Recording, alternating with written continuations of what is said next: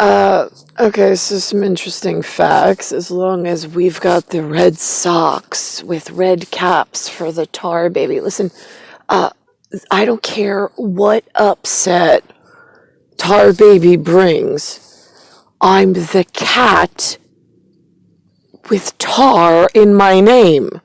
It's CATAR.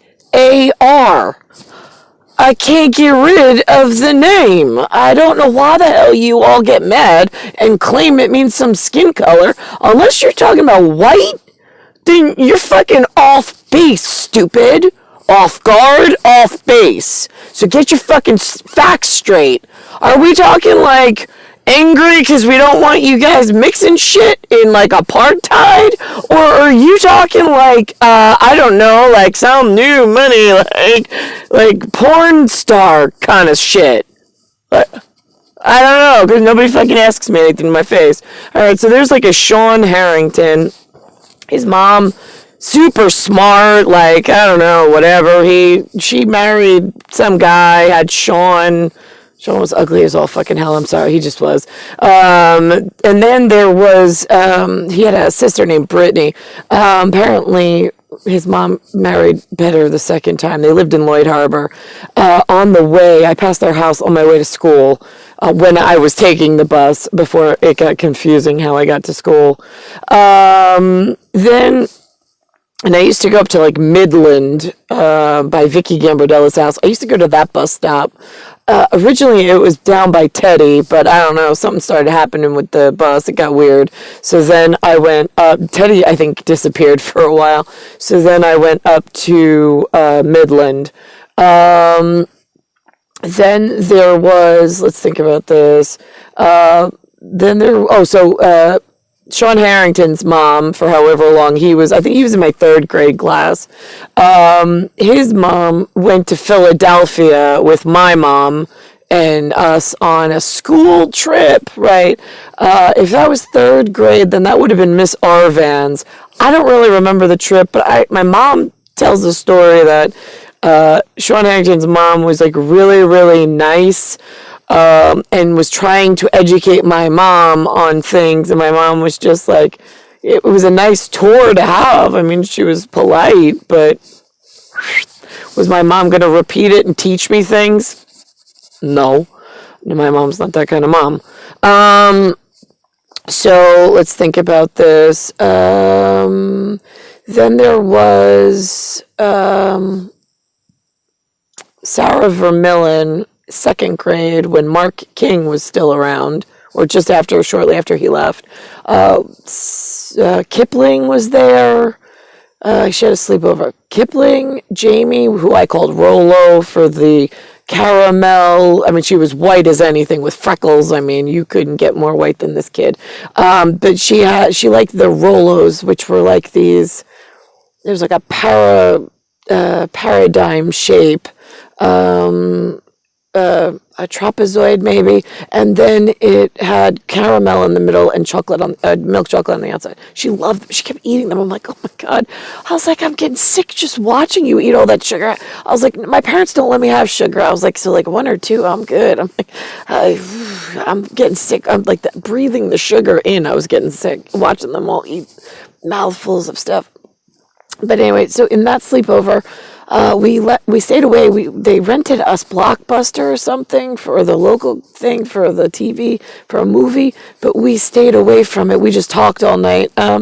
And they said they told me I was like the greatest witch. Like their parents already said, like they were really excited because I was going to have like a great life and they were going to have a great life and everything was going to be great. And I'm like, great, I was like, but what does that mean? Like witch, like these things my parents don't talk about. So I was trying to have them inform me what these things meant. They weren't so sure either. This like spells and witches, they're like, that's all we really know. I mean, we find stuff out of Halloween if our parents tell us stuff, but yeah, I mean, they send us to church more than they talk about that kind. Right, again, the Quakers. So, the Sarah Vermilion's dad, though, right, I changed the thing. He got mad at my mom, and I kind of stood up, but not like aggressively. And I'm like, actually, it was me. I don't think she knows. I was like, because it was a pencil, so I penciled out one of the numbers and it went from 12 to 2. I was like, so that was me. I was like, I'm sorry. I don't know. I was excited to come over. I wanted to spend some extra time with Sarah. I'm really sorry. That was it. Left it. Never talked about it again. Never anything. Nice guy. So now, angry guy, but whatever.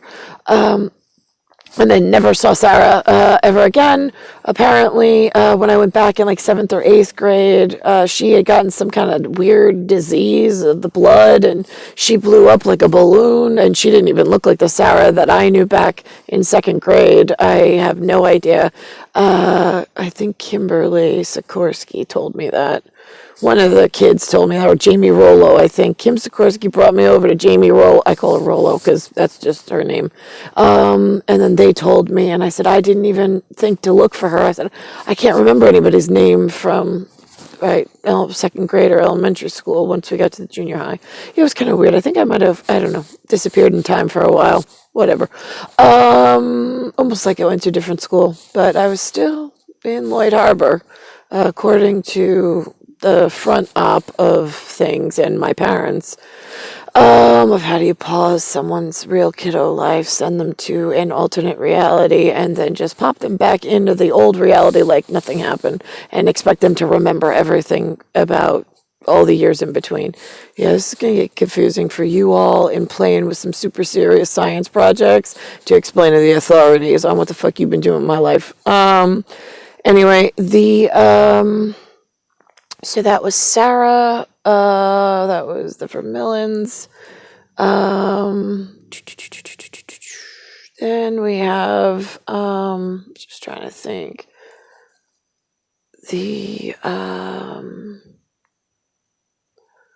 Right, okay, so now here's the question to all area shitbags who already knew this. I'm born for one very specific purpose.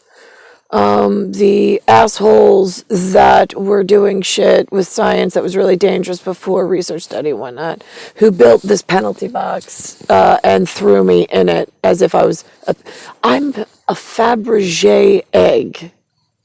For those of you that know such things and study things that are, or go to Sotheby's or one of like the fancy artist places and have that kind of luxury lifestyle.